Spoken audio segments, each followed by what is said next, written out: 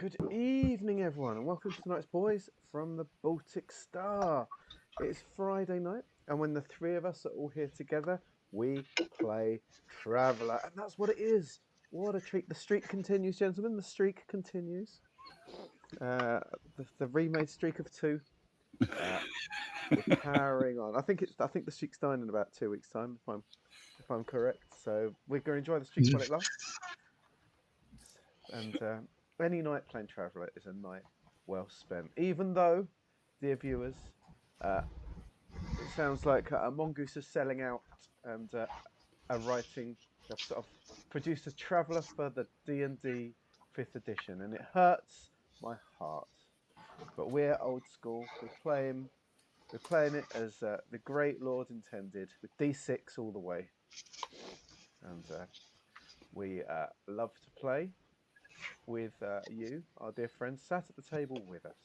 As you know, if you're a regular, you are very, very welcome. We will chat with you. We will interact with you when we're not focused on death and mortgages.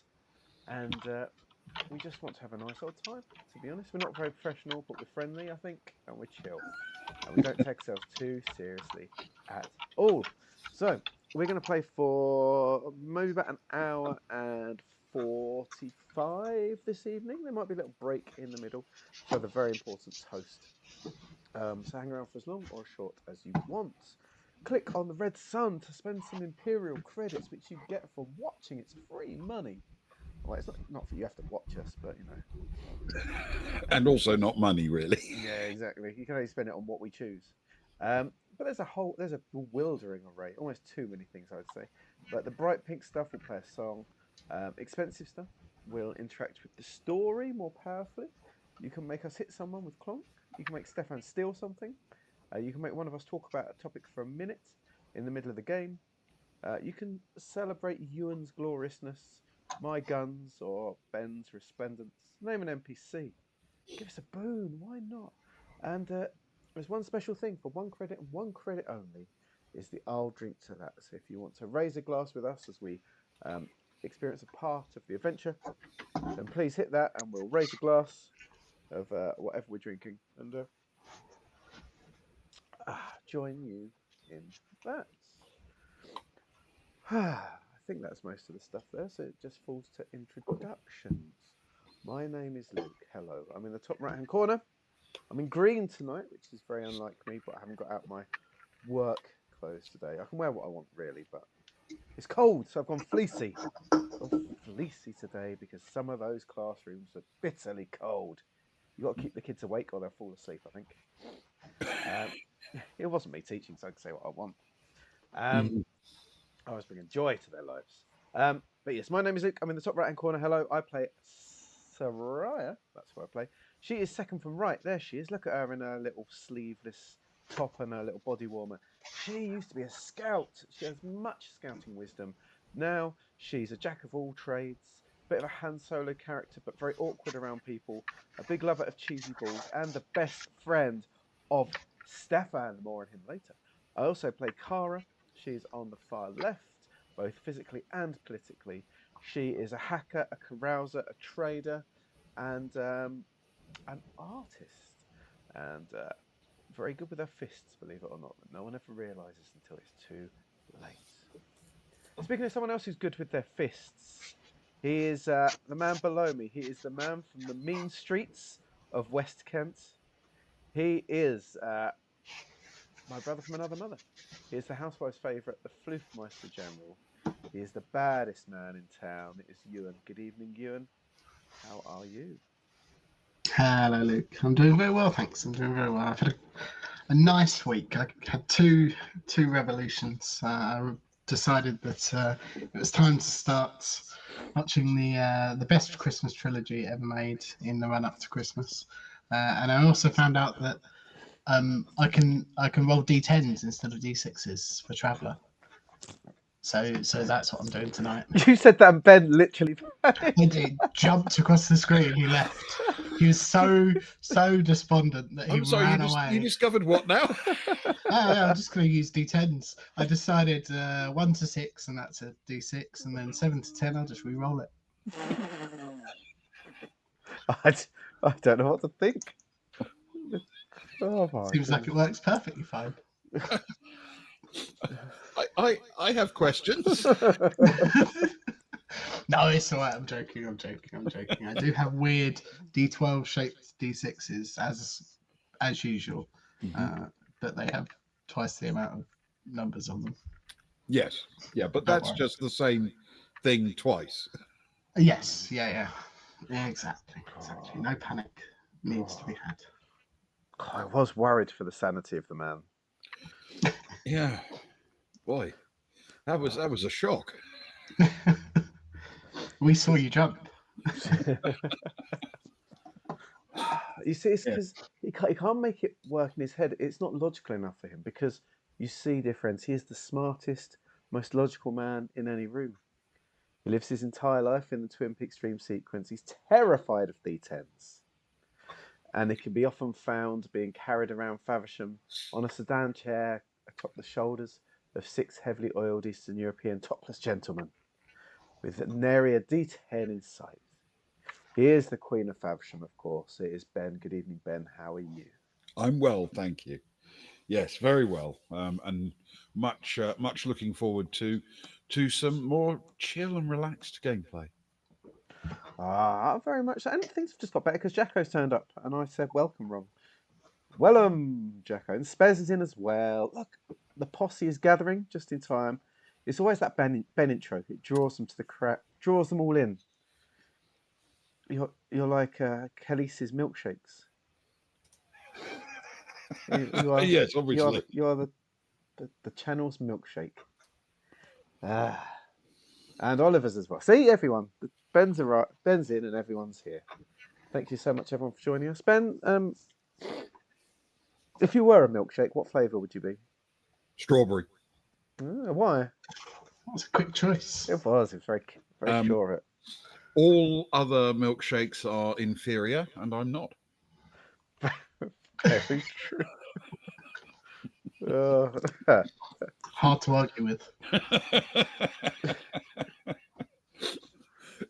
I have never been able to understand why anybody would pick banana as a milkshake flavour. I really don't get that.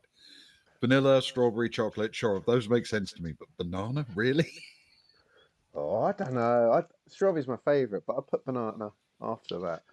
Banana's good. Yeah. To be honest. Although the best one used to be Wimpy used to do a black cherry milkshake, and that was that was glorious. I remember those. That was really good. Yes. Reminiscing about the olden days, and for the three of us, there are many olden days. They go back a long way.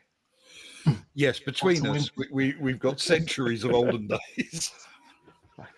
I was definitely a fully fledged adult when Lord of the Rings came out, and next year they're doing the 25th anniversary, and that's very upsetting. It's true. Yeah. I mean, you're not wrong, but that still makes you like 10 years younger than me. That's true, and I always will be. That's the best thing. Yes, true.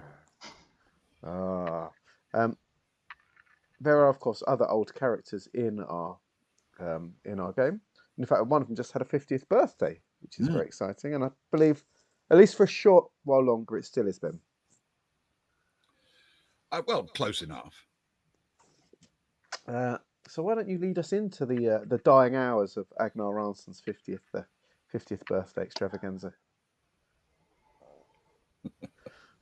All right. So, last time was really chill and relaxed. How did Luke describe it? The worst session he'd ever experienced? It was. Let's take a look at what could have possibly gone wrong. So, all that happened last time was that we followed Agnar and Kara. Kara undertook to take a bulletproof false identity for Star Orica, who is technically not a person, being a robot, but looks quite convincing. Kara set about doing this and found a modicum of success. However, it was going to take the whole day. No big deal, right?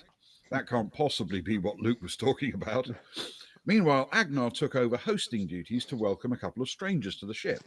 The first was an engineer, here to assess the damage and the cost of repairs. He did an excellent job, preparing a detailed report and explaining exactly what would be needed. Unfortunately, the cost was quite steep, 49,000 credits. But this crew has plenty of money. They're not like regular crews who blow all their cash on expensive weapons and exotic technology. Anyway, Agnar took all this in stride, took the report, shared it with his engineers, and it turns out the price isn't really the parts, which are basic bulkhead materials he quoted at 5,000 credits. No, the cost is the installation and inspection. Agnar felt that maybe they should source the material themselves and get their engineers to set about fixing the ship.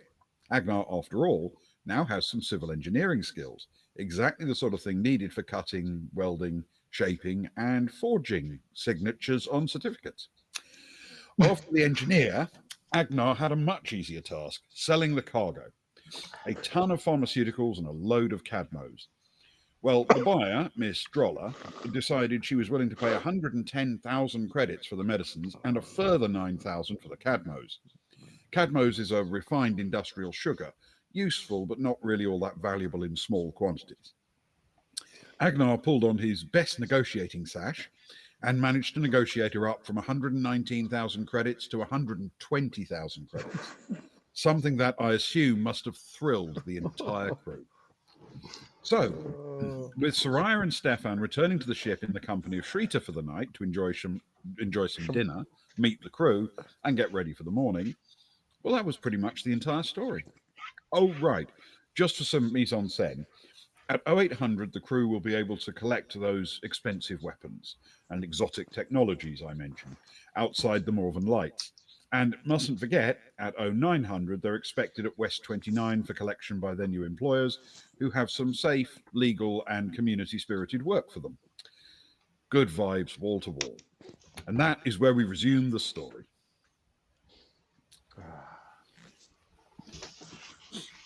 Beautiful. So, amazingly, we are actually on the Baltic Star as we resume. What a joy. That means I can bring up the Baltic Star graphic. Woo! Grupo Compacto.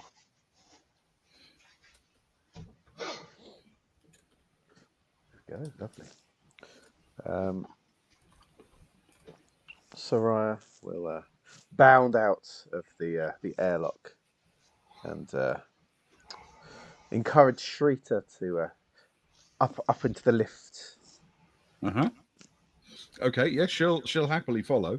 I mean, she's embedded with you for as long as you need her. Yes. Oh, Shrita, just you wait. Honestly, the toasted sandwiches, if you've never had them before, they are to die for. Stefan, you said you've been working on a new flavour? Yeah, I have. Do you want me to spoil the secret of the new flavour? Why not just give one of the ingredients? Don't give it all away. Okay. Other than the bread itself, obviously, which is kind of integral to most toasted sandwiches. The anchovies, I'm particularly excited about. Oh, the fact that you've kept them out of the toasted sandwich is what's excited you. No, that's very much not what's happening. The fact that you threw the tin away without even opening it—that's what excited you. I always forget that you can't stand anchovies. Not since that experience I had when I was 20. Come on, keep up. You should tell Shrita about it. All right, let's go. Yeah, let's get in the lift. Yeah. Anyway, it's just that I got really drunk one night and Stefan just got loads of anchovies and dangled them over my eyes, saying that he was the jellyfish man. It was horrifying. But, you know, I'm mostly over it now. Mostly. The most horrifying bit is that I wasn't really drunk. No, that's what I've turned out afterwards. Oh, anyway. Anyway, look, here we are. Here we are on the main deck. To one side is all the rooms. You can stay in one. You can't have the pick, unfortunately, because some people do have their private rooms. But you have a nice, peaceful room. There's a bed. There's a desk. There's anything you could ever want. We can show you some bits. Have we still got? We've still got space on both sides of the ship, though. Yeah, she She could choose. Yeah, she could choose. Hmm. So on the port side is the really sort of happy, chill, good vibe side, and down on the starboard side is where Stefan and I live. It's the emo side. It's dark, physically, emotionally, musically. It's a place of real musical torment. Would you say, Stefan? Creativity, certain vibe, artistic struggle, I think. artistic struggle. That's what I keep telling Cara. It really annoys her. Yeah, she doesn't like it Mostly when you because say she's the artist and I'm not. that. Okay. Well, she takes one look at the two sides of the ship and says, "Yeah, port. I think. Yeah, port is the less like the kettle house." Yeah, I understand that. You'll like it. I respect that choice. For sure. For sure. Now you've upset Stefan. No, he's gone. He's marched straight out. He's fled. Oh. But if we come this before we go there, we're gonna. I think everyone's getting together in Bass Bar. Now this is a real treat, isn't it, Stefan? A real sight to behold. Also, there's port there. There is. We've got all the alcohols. But it's a port heavy tour. I'll be honest. We're looking into that. Oh. Fair enough. Well, she'll happily follow along. She seems quite impressed with the ship. As she sort of takes a look around, she notices the battle damage at the rear, but doesn't draw attention to it. The two of you are just pinging all over the place today. Shrita, I can see you eyeing up the beloved feature of our ship. That's deliberate. It wasn't at the time, but we're turning it into a feature whilst it's being fixed. It's a hole, as you can see, caused by some kind of accidental discharge of explosion. Accidental. For the time being, we've taken to calling it the boom hole. Oh, right. That does make sense. Yes. Yes, I imagine it was quite noisy.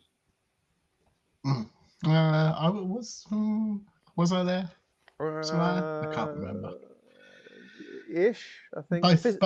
Both noisy and memory. You were physically there. Word? Forgetting. You weren't tactically there. That's who for was? Sure. Who was? Luckily, we sorted it out in the end. We're a bit nervous about new people on the ship, so if you see some of our crew look at you a bit nervously, it's because the last time we had people up, it didn't end quite so wonderfully. So we're hoping that we could use you as a kind of a morale boost, that we feel we can trust people from off the ship. Well, that's nice to hear. Don't let us down though. We've got we've got this friend. His name's Agnar, and he's a big fuzzy fellow. It's his 50th birthday today, and for in his Varga house, it's tradition to on a birthday to ruffle the hair and boop the nose. So if you could, that'd be really. I know it's weird, but it's really respectful for guests to his household at birthday. Can you roll a persuade with social for me, please? Persuade? Is that what we're going with? Oh, some kind of deception. Yeah, with intellect. Although at this point, it's hard to remember what is deception, what isn't. To be honest, I think I should take persuade. Okay, I'm sticking with that. Don't you talk him out of that, Ewan. And intellect. Oh, that's all. I'm actually quite smart. Yes, the reason it could be either is because you're not actually really intending fraud, if you know what I mean. No, it's playful. It's playful. It is. So Until warm it's this up. all playful until she gets her hand bitten off by a Finger varga. bitten off, exactly. Don't It's all poke fun the and games till varga. someone loses an arm. Exactly. Did you waste the double 12 on that? Yeah, I did. There's no such thing as wasting. Bring That's on the That's mines. a 14. She nods seriously and says, "Oh, thank you. I'll make sure to do that." And looks seemingly with enthusiasm to getting to the bar and the varga. Well, let's get to the bar. I can hear some hubbub. I believe it's normally quiz night tonight, but I don't know if it's going to run on. But we can all sit out and have some drinks, some food, and have a nice, relaxing evening. That sounds really good. Yes, thank you. And she happily follows you into the bar, and on spotting the large fuzzy varga, she walks over and says, "Hello, I'm Shrita. It's nice to meet you. I hear it's your birthday." And without even waiting for a response, she reaches out, and she's considerably shorter, so she sort of comes up on tiptoes in order to sort of mess with the fur on the top of your head, and then gives a little sort of insanely slow fake punch at sort of the side of your snout, just across the nose, like you would if you were doing it across the chin of a small child and calling them champ at that moment. You know what I mean? Yeah. Oh. Agnar takes a couple of steps back. Hello, Shrita. I'm Agnar Arnson. It's yes, it is my birthday today. Thank you very much. He sort of, I suppose initially he thinks that maybe that's some kind of weird greeting that he didn't experience on the planet for whatever reason, and then looks up to the entranceway behind and sees Stefan and Soraya walk in, and just slowly nods his head. Thank you for being here. What are you here for my birthday? Is that what are you? She guest on our ship? She smiles and says, "Well, it's very nice to be here for your birthday, of course, but not really. I'm an essential part of an important mission that's taking place tomorrow morning." Of course you are. So, Soraya, mission? Yes, the mission. Yes. Have you? Why don't you fill your glass, Agnar? Why don't we sit down in the at the corner table and the mission table? The mission table. Yeah, the mission table. The one that we had those photos at. You know, the one we're all sat around with Bast's sign in the corner and our posters behind us. Let's sit at that one as well. We'll have a chat. We'll pull out the green planning mat. I'll get the green planning alcohol. Fantastic. We need to move the Bast's the little Bast device for ordering. We'll move that out of the way so we've got space to get our elbows up there. Have we got? Have you? Make sure you give our boy enough booze that he doesn't come and interfere. Yep, I've got the clear drainage alcohol. I'll take a bottle over to him. Don't you worry. And then I suppose the four of us. Is anyone else? Shrita obviously is an integral part. Are they? He sort of looks down. Yep. Holds up a glass of orange juice. She actually, when you say orange juice, her eyes light up a little bit. She says, "Oh, that sounds delicious." Perfect. He will do that. He'll take a bottle of the cheapest, most horrible clear alcohol over to kegs to keep her entertained for a brief period of time. Bring a bottle over to the table with 4 glasses and 4 empty glasses and 1 glass full of orange juice. Shrita, put them back down on the planning table. Sharita, there is someone else that it might be good for you to meet. Very good when we're talking such plans. But very briefly before we do, you'll be pleased to know that I made a tremendous deal on our medical supplies today and the Cadmos. I checked back in our ship's histories, and in fact, it was the best deal we've ever made. Just thought I'd put that out there now. Sorry, do go on. The best deal, the greatest deal. Mm. Yeah, wow. So Kara must be thrilled at you. Does she know? Well, she's a bit upset because it wasn't her that made it. I think that's why she's upset. It's at this point I'm guessing that Kara comes storming through with a very angry look on her face, with the updates as it's blitzed through. As you can see. Mm-hmm. You did what? I was just telling Stefan and Soraya how I made a tremendous deal and I sold our goods for best deal on records. How much? 120,000, I think. Something like that. For the Cadmos? Yeah, for the Cadmos and the medical supplies. The medical supplies cost nearly 100 grand by themselves. You know that, right? Yeah, so we got 20,000 for Cadmos, which is what? Seaweed. How expensive is seaweed nowadays? You sold it for less than it was bought for. You know that, right? You're very aware. You're very aware. That's what you did. You mentioned 120,000. You were busy. You're like the person who knows all the numbers and the trading. That's not me. Normally, I'd have, like an army full of men in front of me pointing guns at people, and then we just take the stuff.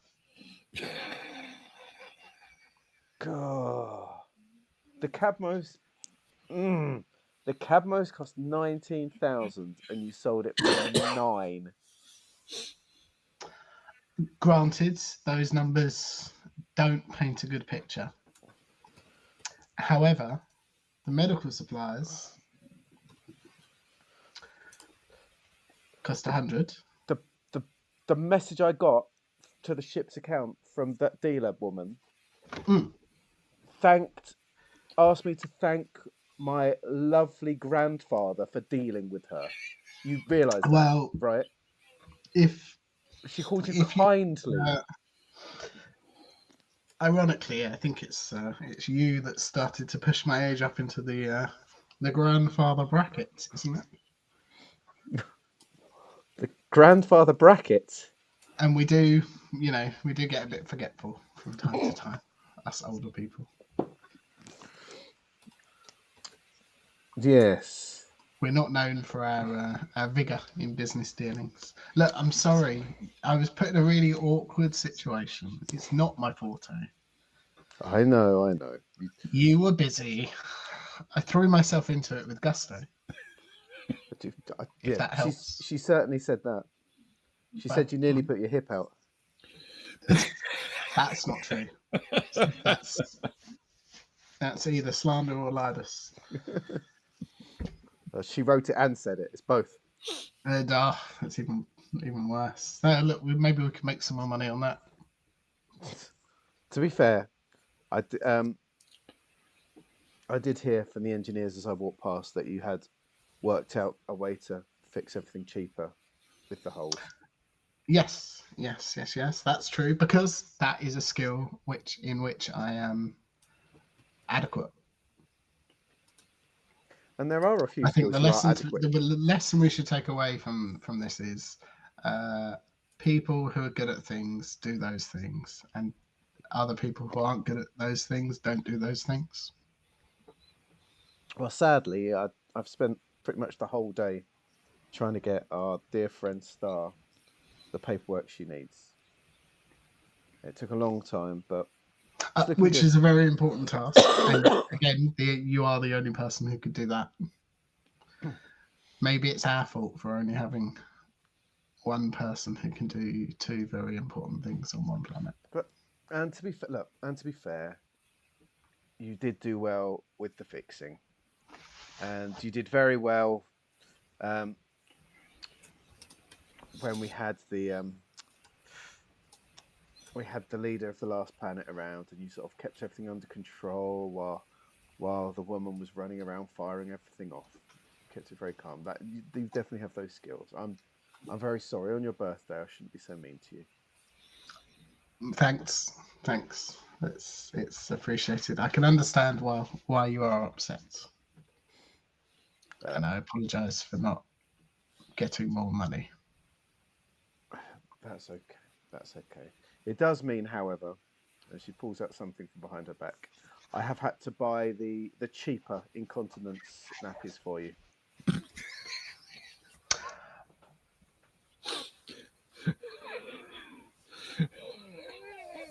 Thanks.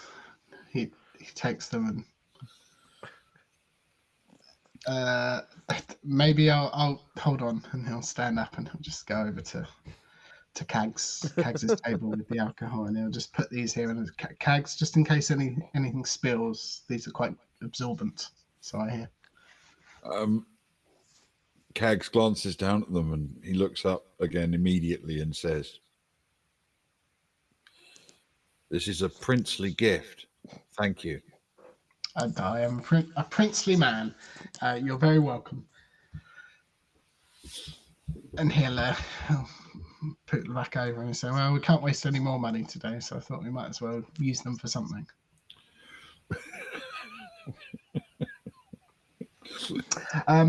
Listen, on the plus side, before we get into too much planning, you do have 120,000 credits to buy some stuff with, which is quite exciting. And we do have a local here who I'm pretty sure would have a good idea of what is cheap on the planet. That's good. Just Rita. That'd be good. It'd be good to refill. We've got to keep things rolling, you know. We can't rest on our laurels. We sell some things, buy some things, sell some things, buy some things until we've turned a paperclip into a house, you know.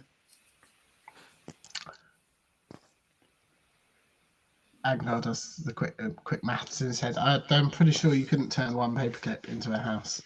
You could turn a house into a paperclip.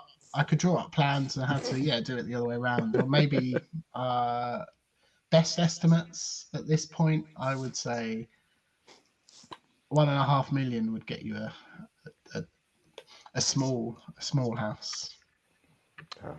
Cara rolls her eyes at this, that is, and Cara just marches past at this point and plops herself down, looks at Stefan, and says, "Okay, enough of his nonsense. I heard there's a job on."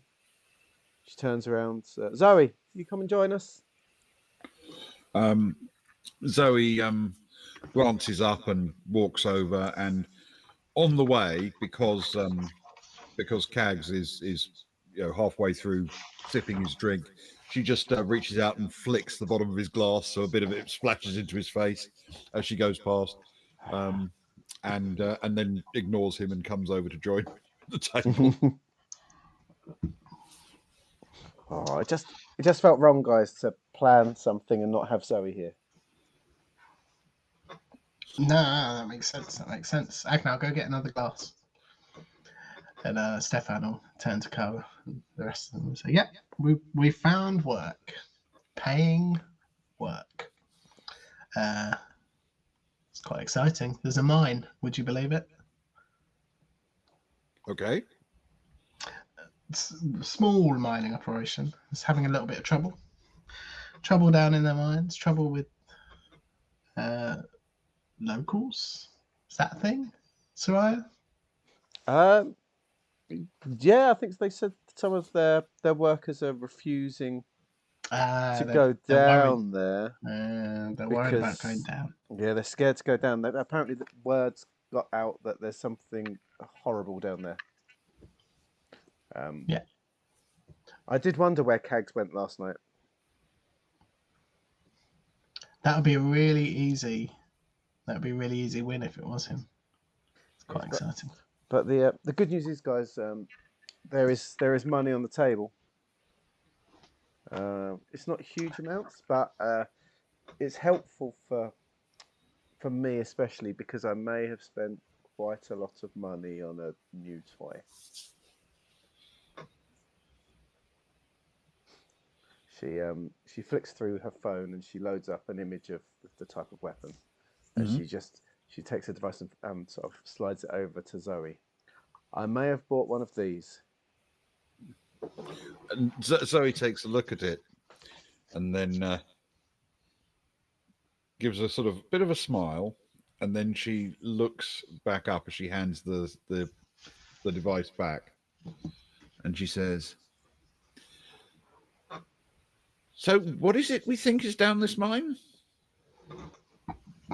This was bought before the before we found out about the mine. That wasn't in preparation. I'm just I'll put that out there now. We're not sure really. They're not sure. They're quite vague on details. I'm sure they just have no idea. But they did say that we'd was it 25,000 Soraya for investigating, and if we managed to solve the problem or do away with whatever the trouble is, then it's 40,000 credits. I'm planning towards 40,000 being the more likely outcome. Well, after that picture, yeah, exactly. You'd hope so. It's like we spoke to Shrita here, and she wanted in, and it was difficult. It was very awkward. We didn't know, we wanted to keep most of the money within the Baltic Star, but I think it would set her well. It'd be good money for her, and I think it'd be good. She's helped us a lot in the last day or so, finding out some stuff about the planet. She had a friend who has quite a lot of power in his field, who's sending people out to look for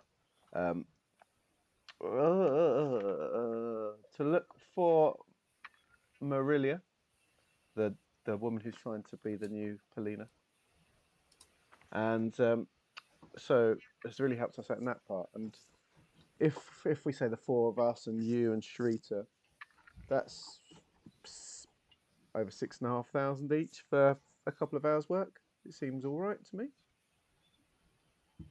It's also worth pointing out that Shrita helped us find the job, so call it a finder's fee, if you will.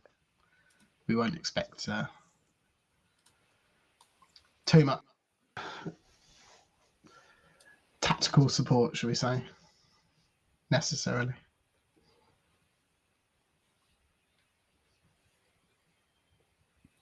Okay. Right. So, what kind of thing are you thinking to take? What? Sorry. What kind of team are you planning to take down the mine? Us 6, really. Okay. Sound good? Sure. I mean, there's probably nothing down there, right? Yeah. Rumors spiral out of control, don't they? Someone sees a shadow in the corner. A stray dog's run down there and howled one night. A rock has fallen weirdly. A cold gust of wind has come in at the wrong time. A spider scuttles around. The usual, I'd imagine. Yeah, that kind of thing. That checks out for me. Yeah, good. Cool, but Agnar turns to Kara and just says, nothing the Alpha Broker team can't handle, eh? Puts his arm around her. She looks a bit defeated this evening. She's tired, very tired from her day in front of the screen. That's right, Agnar. That's right. What time have we got to be there today? I'm really pooped, and for once, I'm actually wanting to get a night's sleep. Stefan, what time? That's a very good question. We have to be there at 9 a.m. AM? There's a 9 a.m. 9 a.m. But Soraya has to make a pickup first, I believe, at 8 a.m. Which is the one before 9 a.m. You're saying these numbers as if they're meant to mean something to me.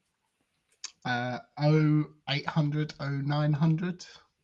So he looks at his watch. So morning what time time is doesn't. So morning time doesn't start with a 1 in the first digit. There's numbers that start No. with 0. That's I ridiculous. mean, it includes those numbers, but it doesn't start with them. Well, then I need to get to bed, quite frankly, because that's ridiculous. Although these are rumours, right? We're still tooling up, right? That is the plan. Yeah, I think. Right, Soraya? Yep. Hence the 8 a.m. pickup. Yes, I'm looking forward to it. You got a weapon too. You're a bit excited as well. Yeah, come on. I did. I might find some other bits and pieces whilst we're here. I'll put it in the chat, but for anybody who may, and he looks at Cara, might miss the 8 a.m. party leaving. We're meeting them 9 a.m. at pad 29 West. Oh, that's West more pad like 29. How do I forget which way around it is? But either way. At 9 a.m. At 9 a.m. Quarter to for you. 9 a.m. That I can do. I'll get there for 9. If you're late, we're leaving without you. I'm still getting paid though, right? No, we'll leave without you, and we'll split your share.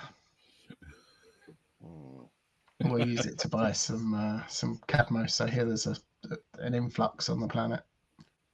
It's going really cheap. I'll come. I've heard there's some really good. There's an upgrade. My device has got an upgrade coming out, and I could really do with that. It's got a much better video camera in it. Ooh, so yeah, that's quite exciting. I'll come. I'll use it to pay towards that. Nice. You know. Perfect. But if you'll excuse me, I'm quite tired, and Star seems to have done this weird thing where she just sat there and then just her head dropped, and that was her done. That's her done for the That's night. Done, which is a bit weird, but I think I might do the same, but lying down. So if you don't mind, I'll see you guys tomorrow at 9 o'clock. Sounds good. Oh, I wish it was that easy. Stefan looks at Soraya. Just, fast asleep straight away. So much more turmoil and struggle on the goth side, emo side of the ship. As you leave the bridge, you notice that Star Orica has walked in and sat down opposite Cags, who is beginning a drinking competition against her. Cara looks back. Oh, you got your second win then, Star. He knows you're not too terrible at drinking, right? She turns and gives a little smile at you and says, "Funnily enough, I never drink heavily." And Cags has this almost predatory grin on his face as he says, "Yes. So all we've got to do is decide how much we're playing for."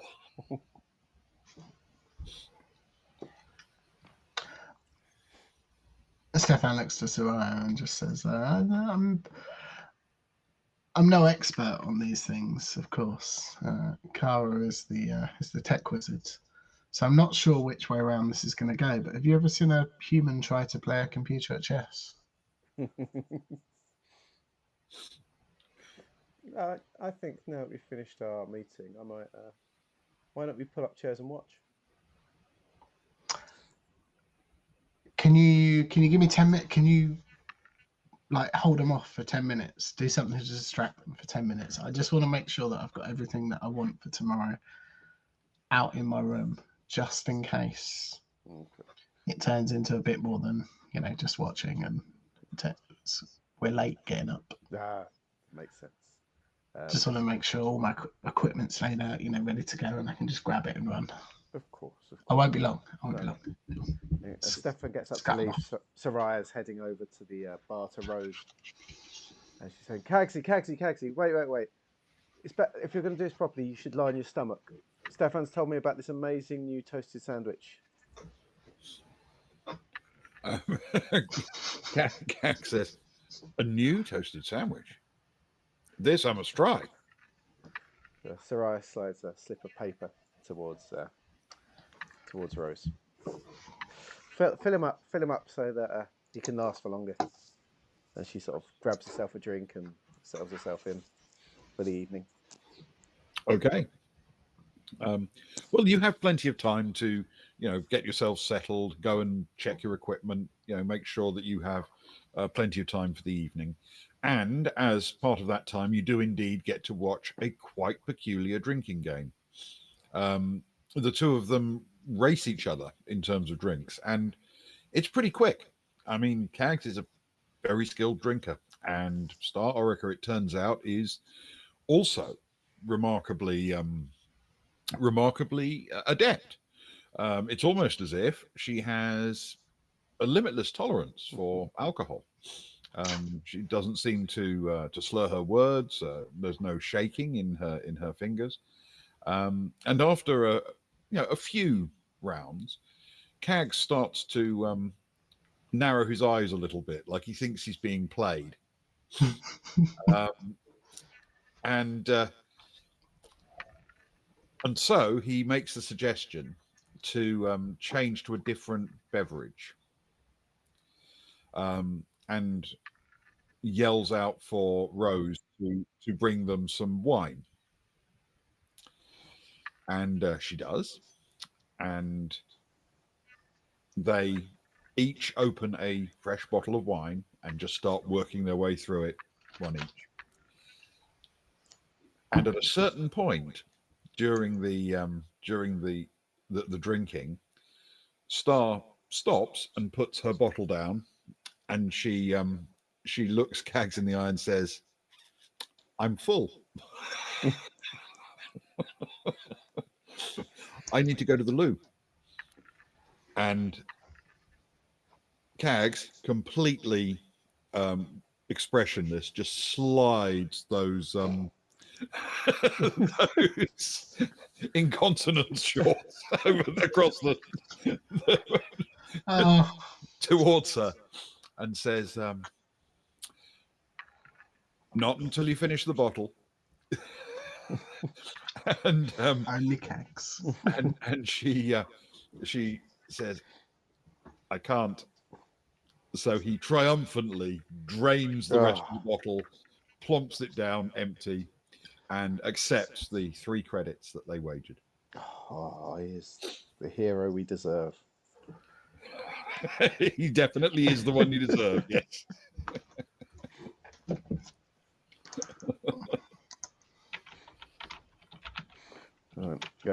Soraya will sort of give Star Orica a bit of a squeeze, pat Cags on the back, and say good nights to people. Leaves Streeter in the company of Rose, I guess, because Rose lives up that side of the ship. Mm-hmm. And says her good nights, and she heads off to bed. Okay. It is an uneventful night, in fact. Most nights in reality are uneventful if you think about it, and this is one of those. And as the ship falls into its sort of quiet time, and the only real activity seems to be that Star decides to go up to the bridge at one point, when Cat goes up there just to keep her company while she's, keeping an eye on systems overnight. Because Star, it turns out, doesn't seem to need a lot of sleep. She's got real staying power, that one.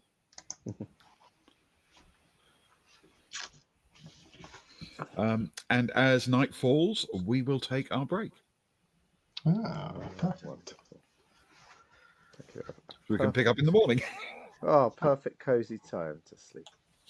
Good vibes only. Good vibes. So the vibes are quite high, I think. I think the vibes definitely increased again. Where are we at? Yeah, chill vibes. Chill vibes. On those chill vibe moments, we could take our break, as Ben said. We'll be back in 5 minutes with the toast, so please don't go too far away. And we shall carry on for about another 45 minutes, hour. So cheers, guys. Let's get the old break picture on. There we go.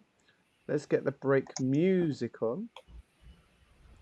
There we go. And I'll turn this off and see you shortly.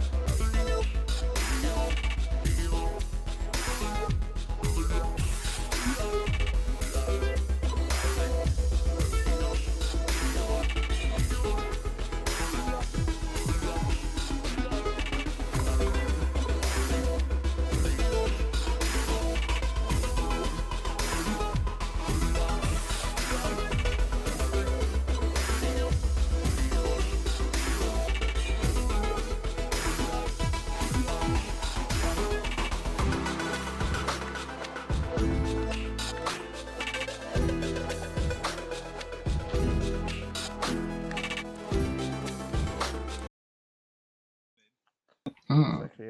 Welcome back, everyone. I was so professional I coughed before returning. You'll be pleased to hear. And it's important that I'm at my best because we return for a toast. The most important part, so I hope everyone's glass is full. It's a toast to a fallen comrade, the finest barman that any ship could ever hope to have. A man who belonged behind the bar and was sadly dragged down to a planet to almost act like a human shield in the middle of a firefight. We tried to save his life and failed. We tried to save his body and failed. But his spirit lives on. And as I've been going through some of his old possessions, those that are regular will have heard this before, I've come across some of his writings. It turns out the man was a great writer and poet, often taking great ideas that perhaps lesser men would steal and take. And one I came across this week, actually, it's a little different. It's a sonnet. And he's clearly started, speaking of Shakespeare, he's clearly started with this sonnet, but never finished it. He was a man known to start things and never finish because he was always called away from his break back to the bar when a crew member needed a drink. But we Sadly, not the case with life, though. Oh, don't. It's making me emotional. I need to hold it together for this. So if you will, with glass in hand ready, we have the first 6 lines of a sonnet. Shall I compare thee to a Whitstable bay? Thou art more bubbly and more refreshing. Rough pints do shake the confidence of men, and absinthe's ABV hath all too high a percentage. Sometimes too hot the taste of fireballs shine, and often is Agnar's sober complexion dimmed. Sure, there was a great sonnet in there somewhere, but we have to take what we can get. And for such a beautiful mind, I'd like us to raise our glass to the late, great Greyhill Bass.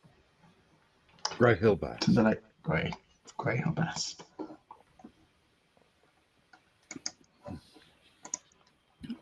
Yes.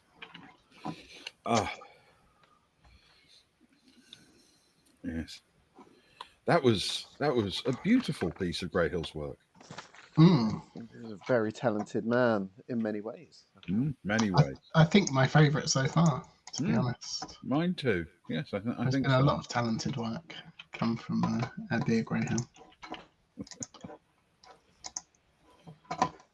What do they say? The candle that burns twice as bright, and all that. Yes. True. And of course, he had so many adventures, as we learned from Ben. He had so many adventures before he even joined the Baltic Star. It's true. He lived a full life.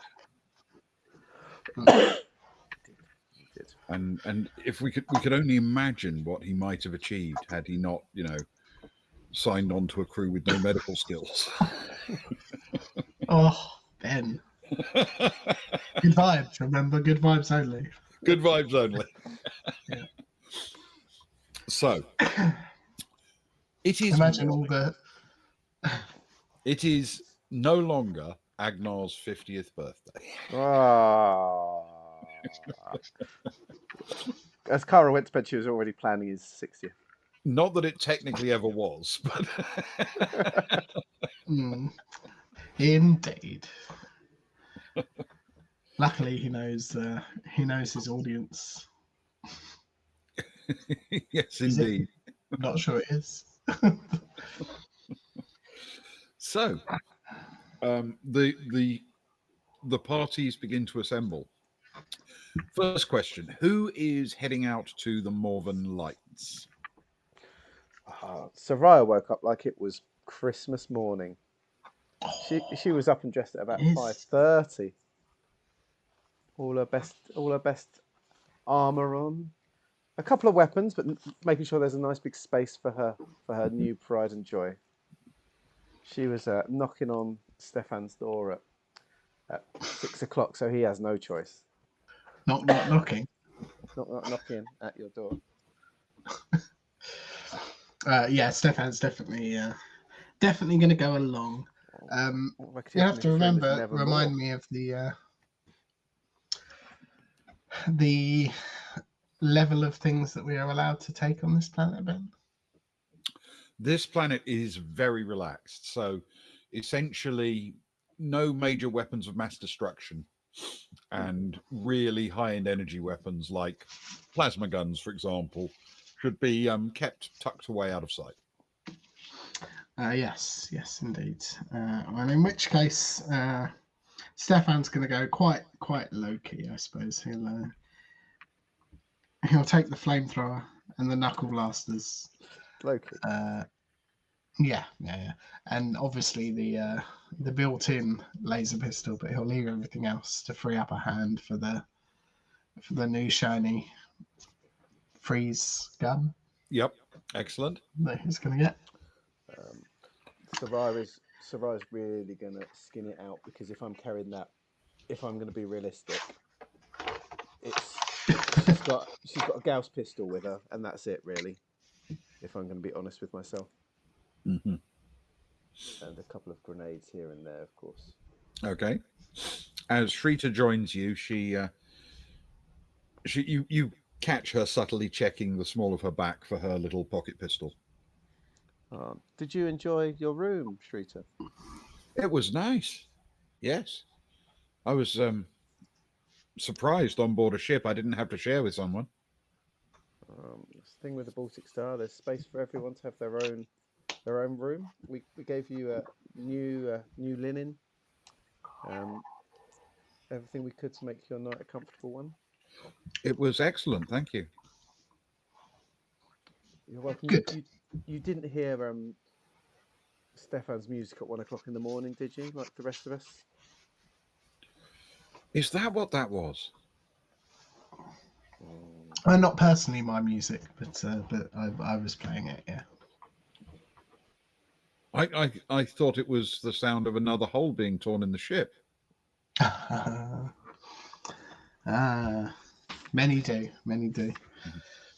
But you can check if you want. You can do an audit of the ship. There were no extra holes compared to yesterday. Same number, just the right amount. It's all right. I believe you if you tell me it was music. It's just let's say a taste that I have yet to have any desire to acquire. What kind of music do you listen to down on the planet? It's not a big part of life there,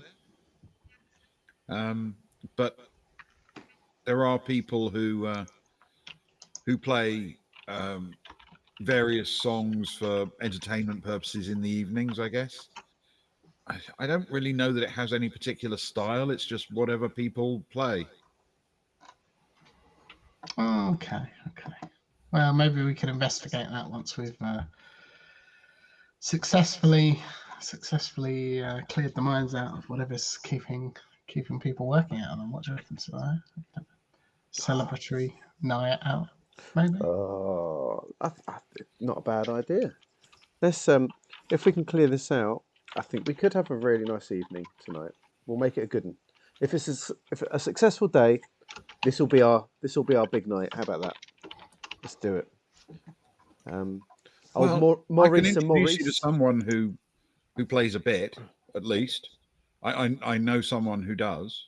Well, that's more than Stefan plays. He's got an electronic music device of some kind. I don't know the details, but Ten's boyfriend is one of the guys who plays. There you go. Perfect. Ah, that does sound good. Well, we'd very much like to, if we survive, of course, head to spend a lovely evening. I assume in the same location where we met them before. We have to be careful, though. Remember, Stefan, it's a dangerous place at nights. That's true. Hopefully along with our guide, we could spend an evening and maybe an early evening. I assume we wouldn't be welcomed, and he gestures towards Soraya and himself, as we are.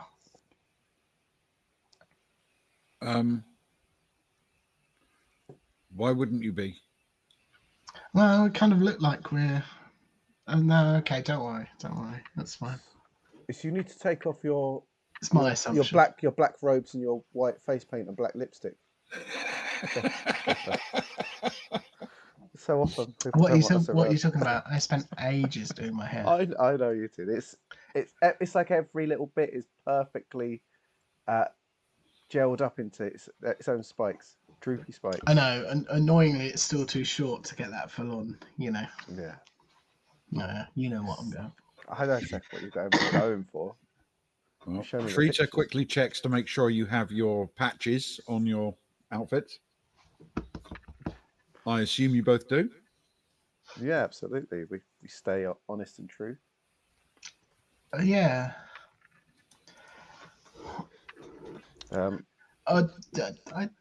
Do we notice that, Ben? Notice what? Her checking for patches. Yes. Yeah, she makes a point of it, as if she's. It's kind of like if you were going through the process of checking somebody else's vac suit before you went through an airlock. She visibly checks both of you. Yes. Just take note. Right. Are you ready? Absolutely. Do you want to bang on Zoe's door, or just assume she'll see us at 9? We kind of didn't put a plan in for it, but everyone heard us talking to Kara, so I assume that they're either going to meet us at the airlock at this sort of time, or or they're gonna meet us on the pad at 9. Let's just head off. Okay. So, what could go wrong? What could? Outside, it takes just a few minutes to summon one of those automated vehicles, which Shrita hops in and immediately touches the button for the Morven building. When you get there, you walk straight through. You've been there before. You know what it looks like. It's quietish at the moment. It's early. There are people, but not a huge number. Just one bored-looking Tim behind that information desk. And as you make your way sort of out to the other side and begin walking through the town, can you both make a streetwise with intellect for me, please? Oh, I don't like dice rolling in our roleplay games. Now we almost made it. I know. I just had the 1 and I rolled a 12, so this will be the favourite. Yeah, that's true. Well, that's Kara. That's not who we're going with. Oh, that's good.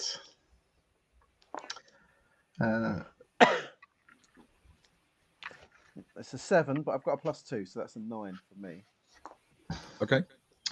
Mine is an 11, also with a +2 for 13, please.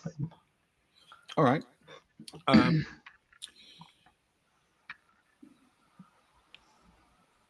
So, Stefan notices that someone follows the three of you out of the building. They don't seem to be a threat, and they're a long way back, but you do clock the fact that they followed you out, and there weren't that many people around. You know, it seems a bit coincidental. And then both of you spot that Shrita takes you a different route. She starts sort of zigzagging through the streets rather than taking the direct route to the Morven lights. Because you made the exact reverse journey the previous night, you spot that she's making a lot of turns, put it that way. And she seems to also be checking over her shoulder as she does so. What does the person look like who's following us? Slightly stocky, heavy-set human with a larger than average breath mask, as if he's chosen one that would obscure more of his features. And he's perhaps a little bit overweight, but looks muscular, chunky. And he has a Morven colours patch. As we're walking, without looking around, Stefan will say sort of, I guess we're over communicators, aren't we? But he'll I suppose he'll type out on his device and he'll show it to Shrita. Just say, are you trying to lose the tail just in case, or did you check out? Did you see Chunky with the breath mask back there? She immediately gives you a little nod. Won't send it. Okay. And turns you around another corner. And she's obviously looking for something in particular and seems to find it at the end of this little street where you come around a corner and the alley at the end is really tight and narrow. And as soon as you're all round the corner, she sort of stops and hangs up close to the wall that you just walked round, as if she's waiting to surprise whoever comes round. And she stays completely silent, but you see her reach under her little jacket and pull out her weapon. She crouches slightly, so she's almost squatting with her back to the wall, and holds the weapon between her knees, pointing at the ground, tucked in nice and tight, but ready if she needs it.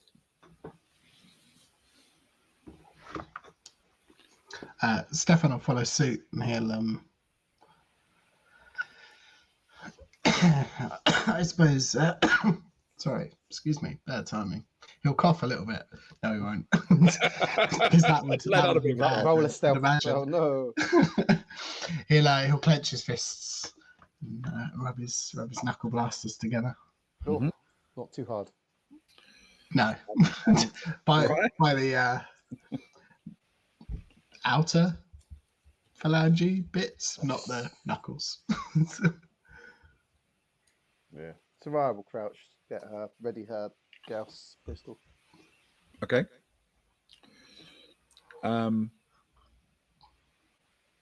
It seems longer than you'd expect, but Shrita stays patiently where she is and doesn't seem to move a muscle.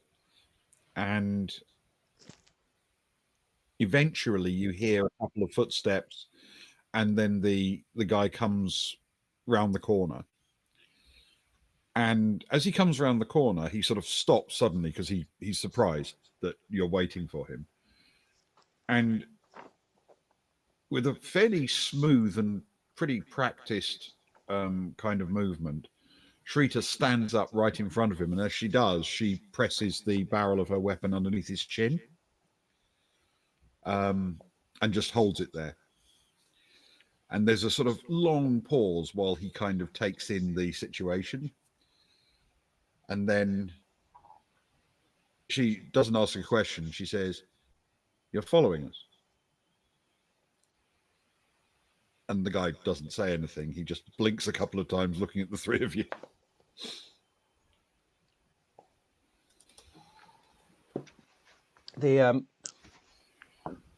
Our friend suggested that you're following us. Do you understand what she said, yeah?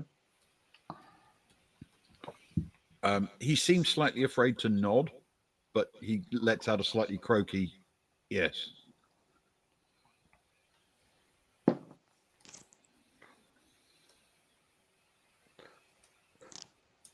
Now, why would someone get up early in the morning to go and wait in a very specific place, almost as if they knew that we would be heading out at this time of day. She turns to Stefan that an interesting conundrum.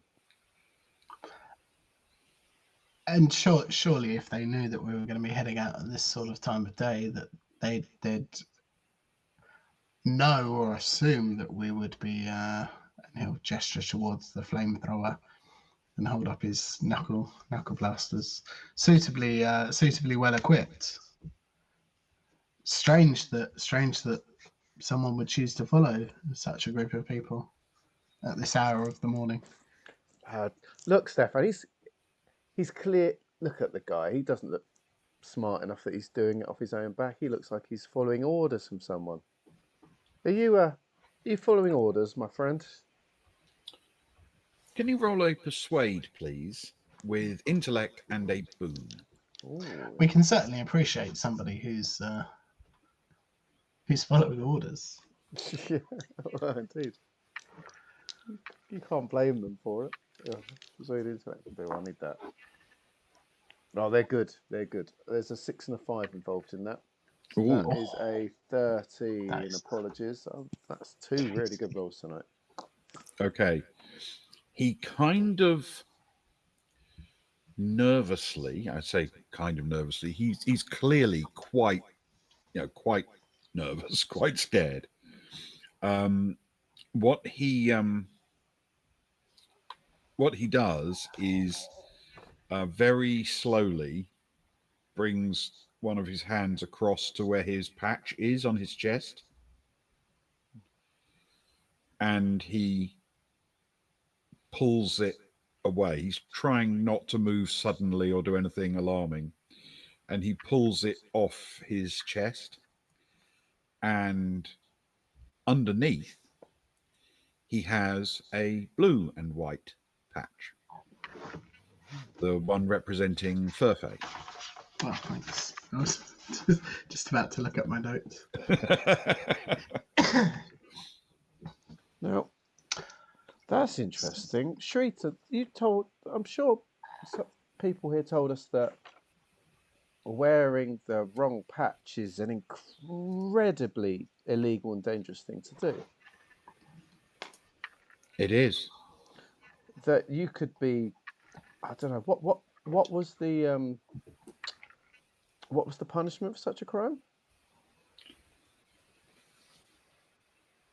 It usually involves quite a lot of misery. In fact, funnily enough, the same sort of thing that normally happens when someone follows my friend Soraya here. Oh. Do you remember what happened the last time? Nah. Like, Soraya sort of runs a hand across his sort of Stefan's wrist. Yeah, these you utilise these, I remember.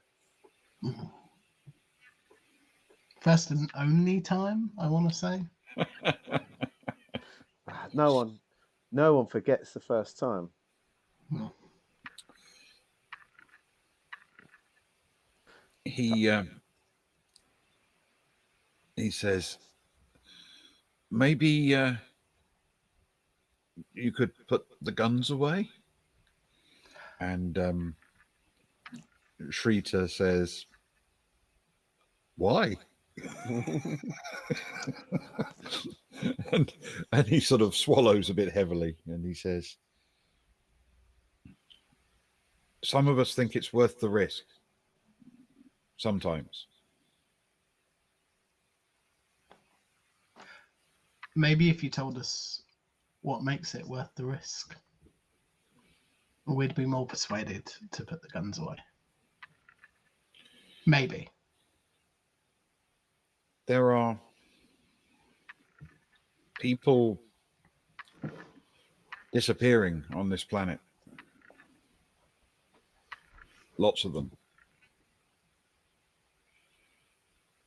And Stefan starts paying attention to Shrita and her reaction, if that's all right, Ben.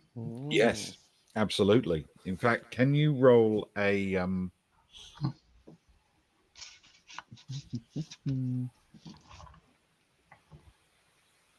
tell you what, can you roll a deception with intellect for me? She's the one that's been telling us not to question these things. Yeah. Nice. That was good work. Not exactly. That is a 10 plus 0 for intellect, but plus 1 for deception. Yes. Sorry, we've both been doing quite well tonight. Yeah, it's been a good night, actually.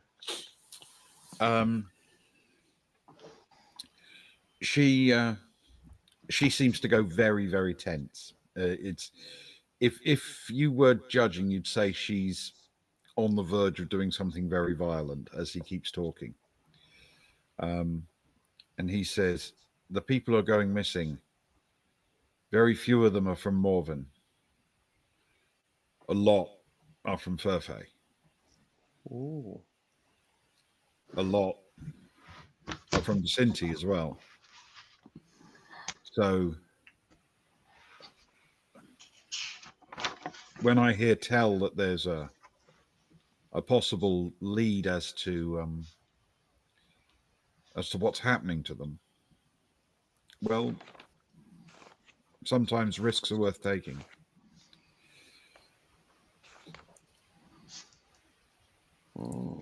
And Shrita says, I think we've got everything we need from him, and grabs the Morven patch from his hand and tucks it in her pocket.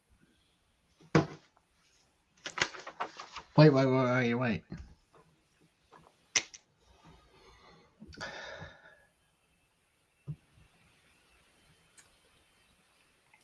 What makes us a lead?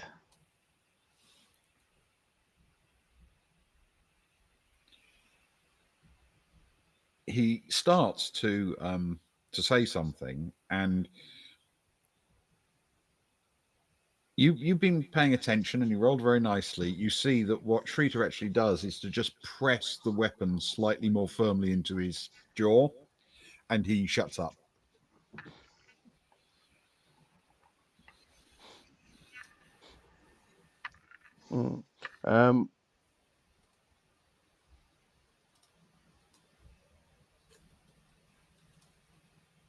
Let me check something. Sorry.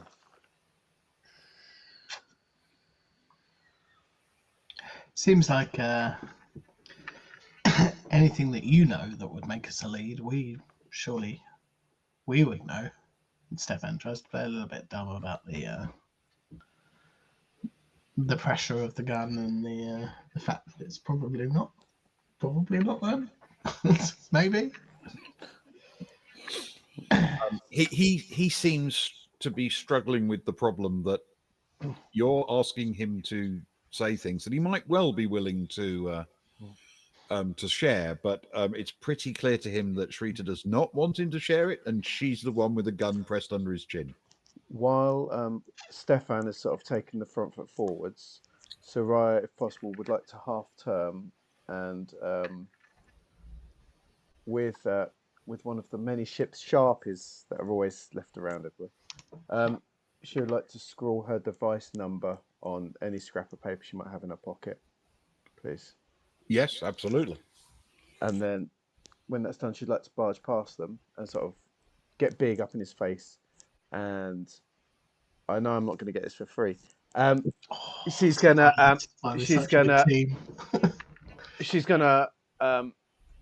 look to push the guy away, but slip the bit of paper into an obvious pocket for him, I guess.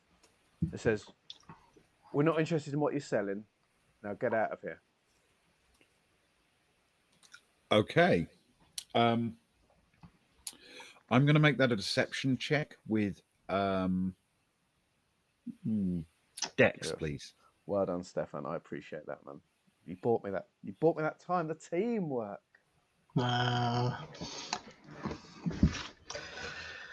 Wasn't exactly that was going to be my next plan, but I was sort of edging in that direction. That's why they're besties. That's why they're besties. They got the same idea, right? Here we go. That's a 9 minus 1 is 8. Okay.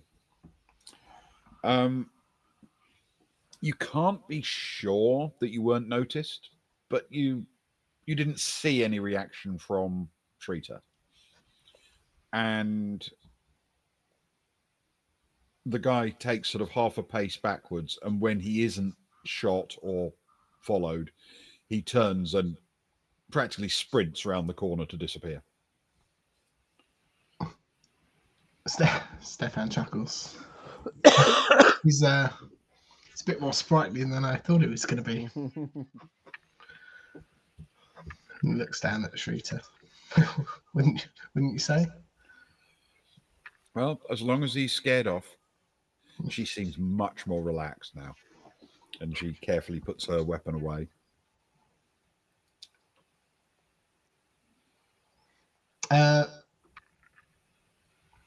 No. To be honest, it's not the weirdest thing that's happened to us. Which way from here? She just peers round the corner to see if anyone else is spotted by her.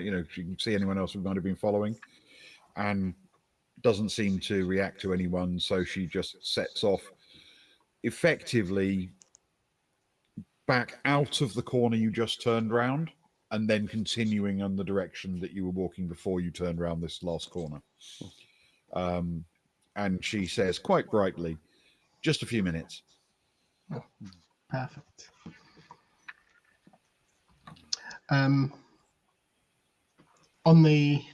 As they continue walking, Stefan will drop back half a pace, I guess, and try to. He won't be subtle. He'll pick out his phone and he'll or his device and start messaging away. He'll send over a message to Soraya. They'll just say, "Was she scared, or is she not?" And then, with as least movement as possible, he'll tuck it back in the pocket and continue at that pace for a little bit before picking it back up.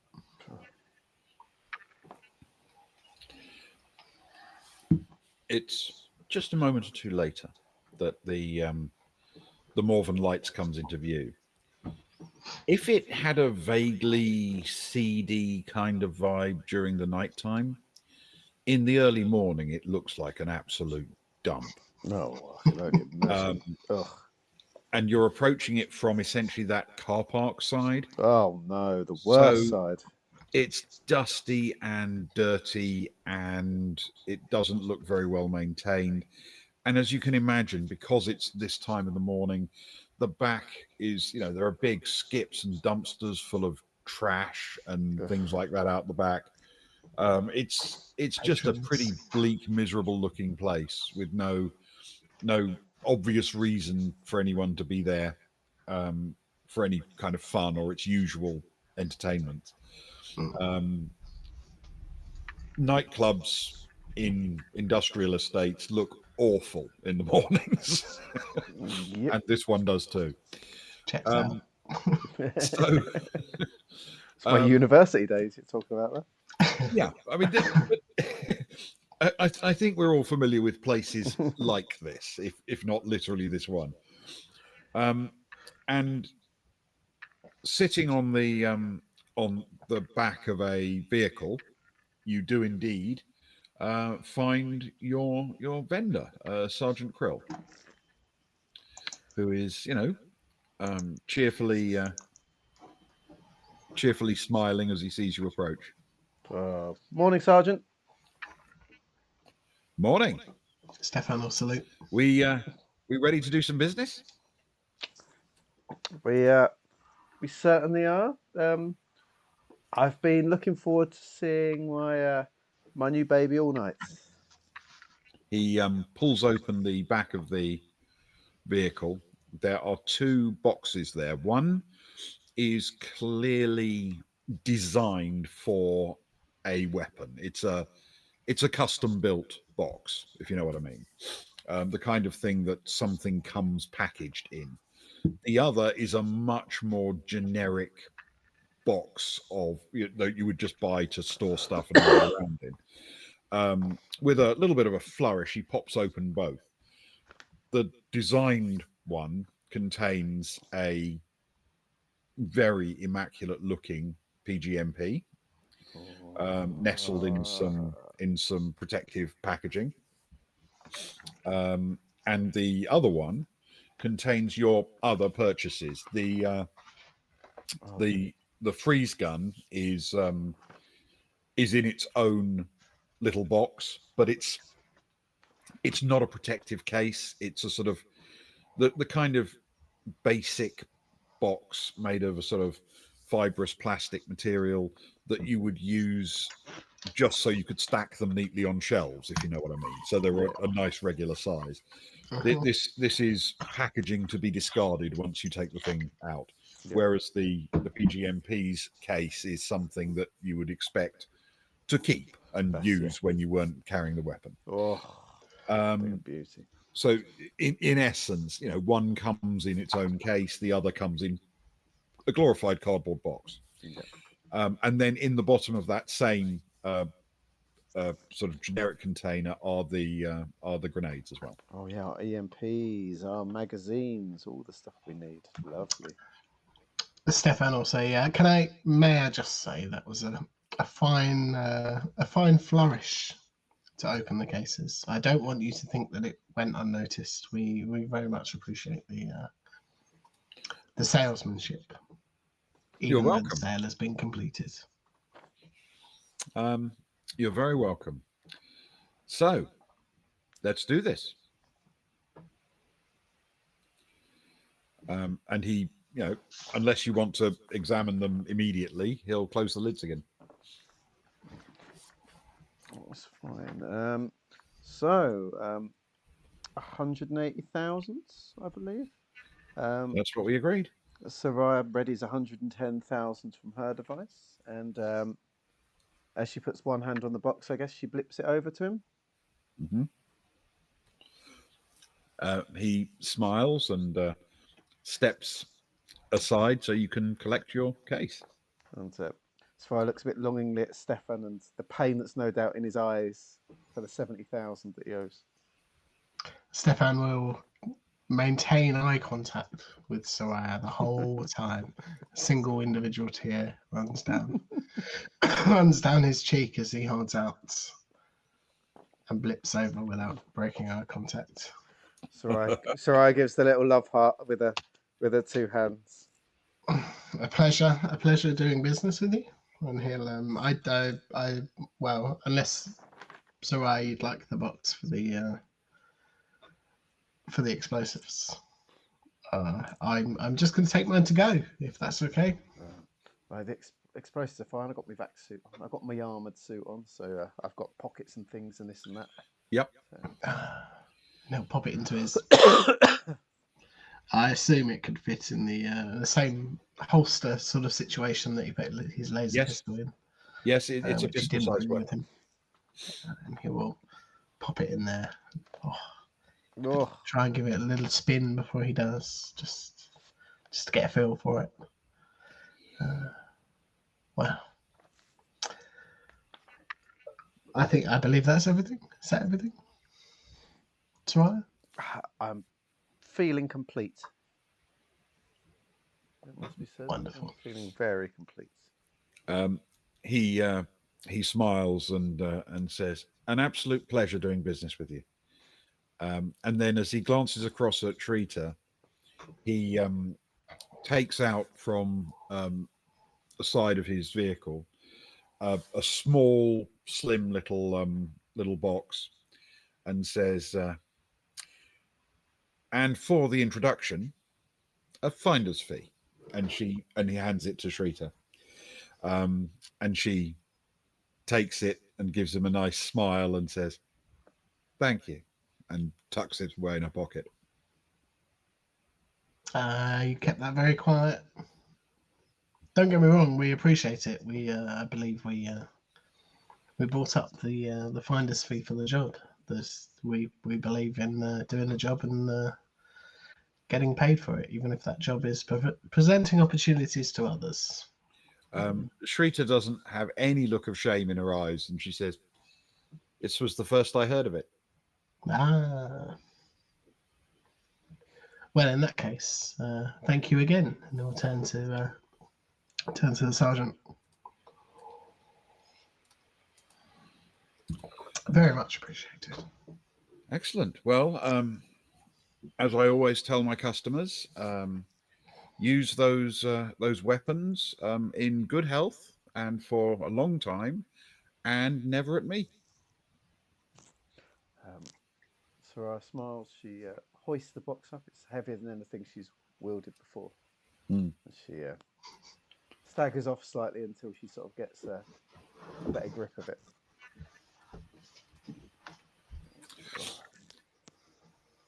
I hope we don't have to run anywhere, Stefan, with this. Soraya, you're gonna have to remind me. How does we didn't buy ammo, did we? How does this thing work? Is it a battery? No, yours has got magazines. Mine Yours doesn't has need got ammo. ammo. Mine doesn't need ammo. Mine runs on magic. Have you not heard? Have I not told you about how great this weapon is? No. Have I really not? No. Oh, Tell me again. Whilst I really? sort magazines. I assume it came with the men, but correct me if I'm wrong. So right, this weapon. Oh, don't get me excited. You saw the link I sent you last night, did you? It's No, I'm gonna be honest. I woke up so late. We were going out quite early. I had all my stuff laid out. I didn't bother checking my messages. I must have been asleep. So I can't. I was. I've got to keep it in the Go on. box. I've got to keep it in the box around because it is plasma. So I can't really flash it around. You know, it's like how in those old Terran documentaries they talked about how scallywags would have to keep their little pellet guns in a carrier bag when they're walking around the countryside so they don't get arrested. It's kind of like that, but a billion times more. So I've kind of got to keep it in the box right now, but it's it runs off. It's powered by a built-in micro fusion generator, and it fires a high-energy plasma stream. It doesn't need. That's incredibly interesting. I'm riveted. Did you watch the previous documentary where they were talking about swords hidden in canes? Oh, It's very similar to the plastic bag and the little pew pew guns. it does feel more up. Very Feel more up your Straza. What's a Straza? Fancy street. You see Krill give Shrita a bit of a look, and she says, "We should be going," quite sharply, and starts walking back towards the downport. Oh yeah, he's had to turn someone down for this. Come on, let's get moving. Stefan will turn and do his best military salute, and then turn back around. And you hear behind you Krill slam the door of his vehicle, but not immediately jump in it. So he may have another customer coming. You never know. He's obviously a successful trader in his field. Right. The amount he charges. Certainly is after today. Yeah. Let me mark that down. Was that 70? 70? Oh, Luke. Right, yeah, I love you very much. Luke. I am now significantly closer to one. To 500,000. No. I wish I'm significantly further away from 500,000. The pocket nuke is the dreams. It's taken 4 years of game, but finally I've managed to get Stefan to pay for something. And it's 70,000. I think he's happy paying for small increments. This not counted. Well, as you head off through the streets back to the downport, with Shrita still glancing around every now and then suspiciously in case someone's following again, we will call it for tonight. Oh no!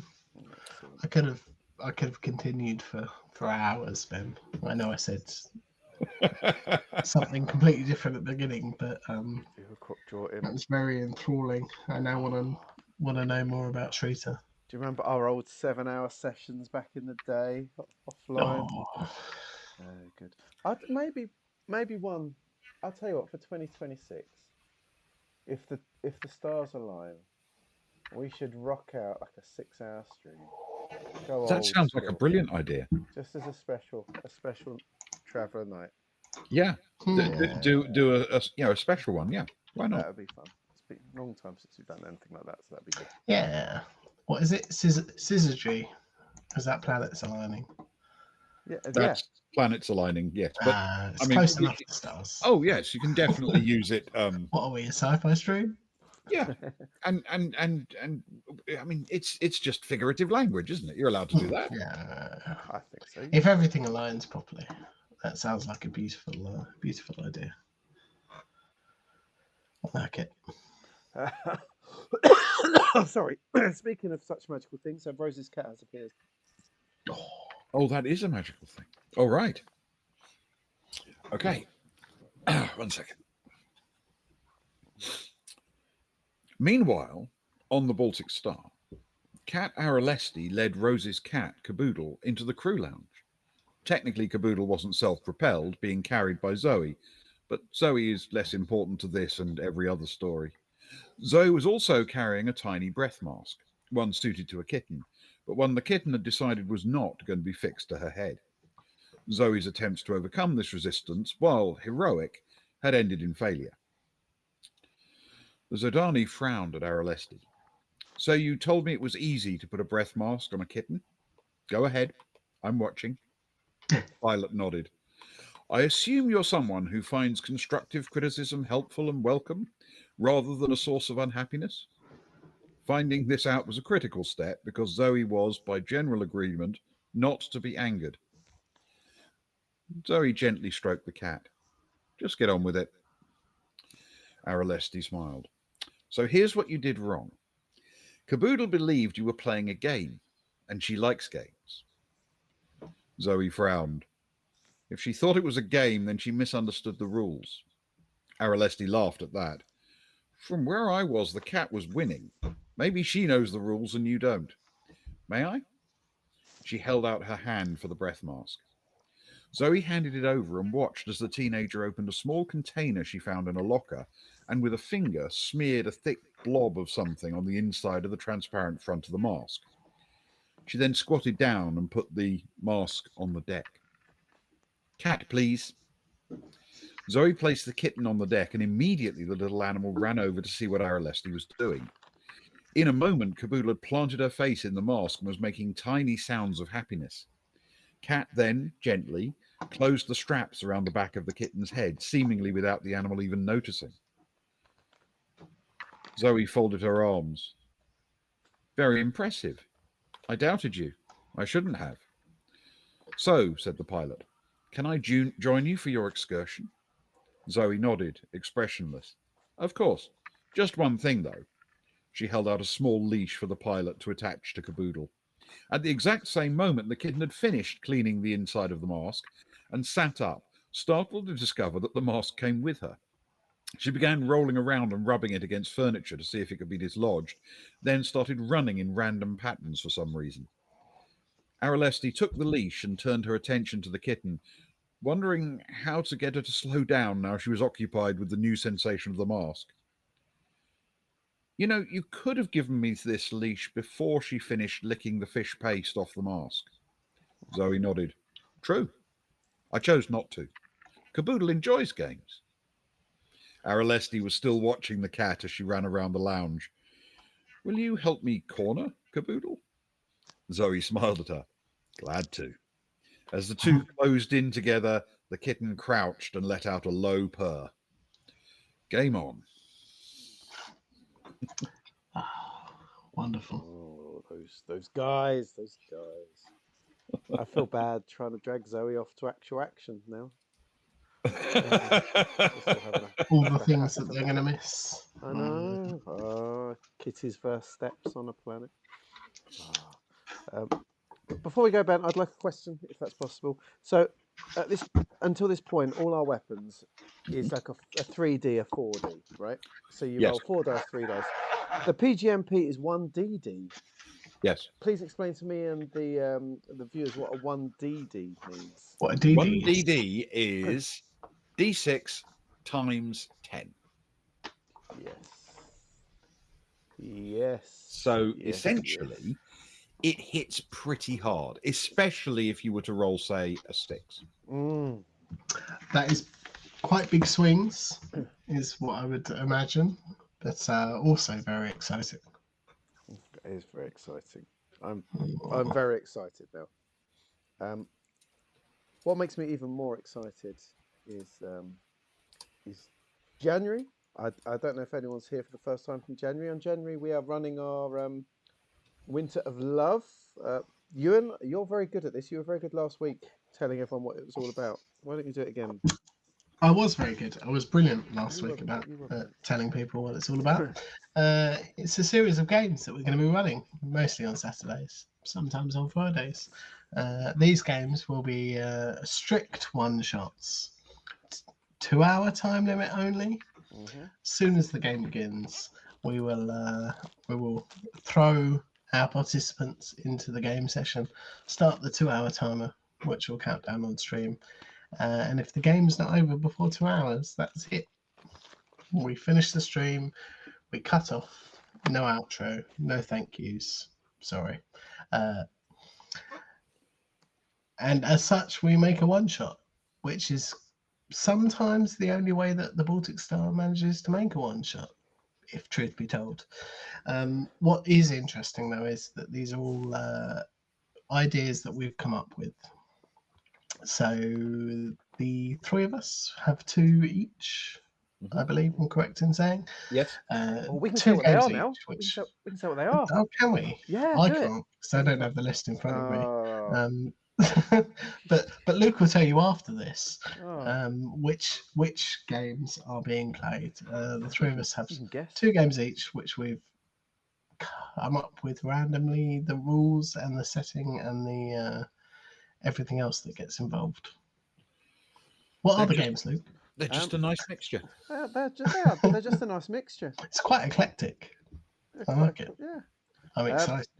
So the 6 games, we've opened them up. To be truthful, if you're watching now, if you're still here, we opened them up first to Sparrow and Socks because they are our OGs and they deserve the respect that they deserve. They've picked, and now we open them up to everyone else. So if you're watching the stream and you're sort of relatively regular or something like that, and you fancy a go, Jacko, you can have a go. Anyone else that's watching can join in if they so wish. We'll chase a few people around. The 6 games are as follows. We have a game about Schrodinger's cat, the quantum superposition, something about cats, hospital radio, where people play DJs in a hospital radio show, with things happening in front of the mic and behind the mic.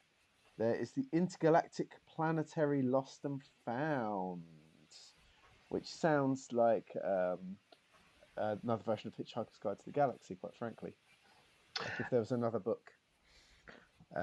There is the Cave at Summerhill, a fantasy adventure for those old school fantasy enthusiasts. There is Dinosaur Park for all those autistic people that have a massive obsession with dinosaurs, which in streaming is everyone. Let's face it.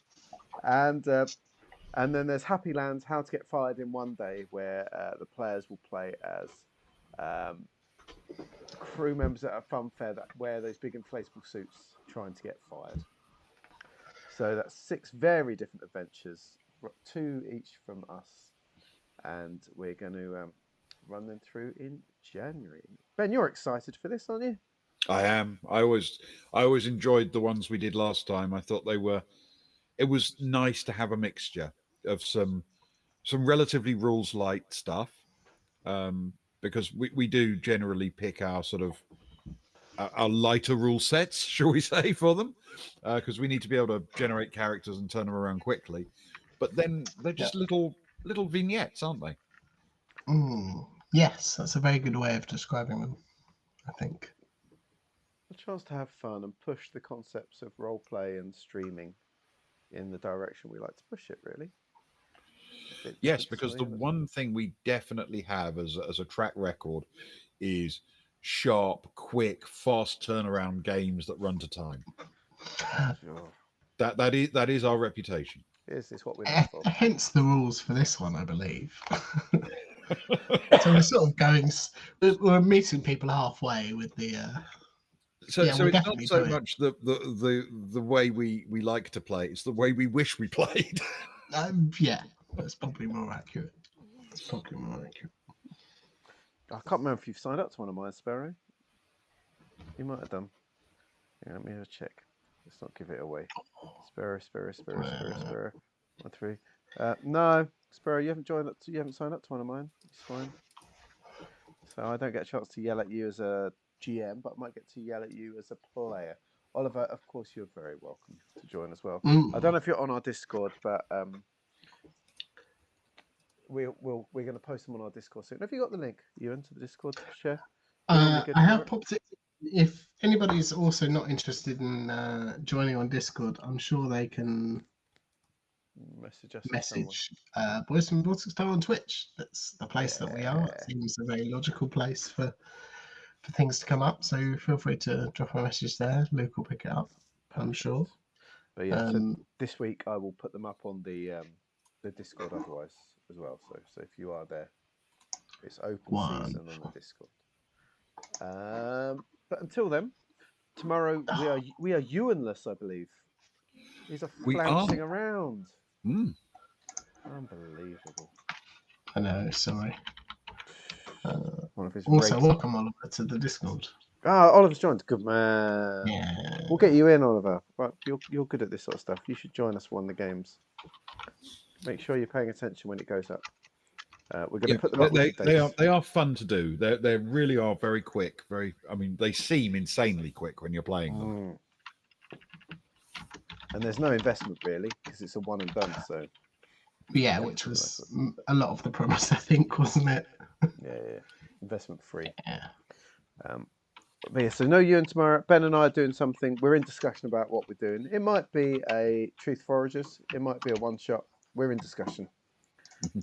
But it's worth joining anyway. It's going to be a good night, whatever. Tomorrow night from about 11-ish or something. We'll see how it goes. And we will see you all either then or next week or whenever you're next around. I'm going to put a raid on for that Trooper SJP. He's a good old boy. It's been a while. It has been a while. I'm clicking it now. There, the raid is created. So at least hang around so we can say hello to him, give him a little boost and sort of some love before we go. But thank you guys so much for joining us this evening. Good night. And here, exactly. Thank you, and good night. We go.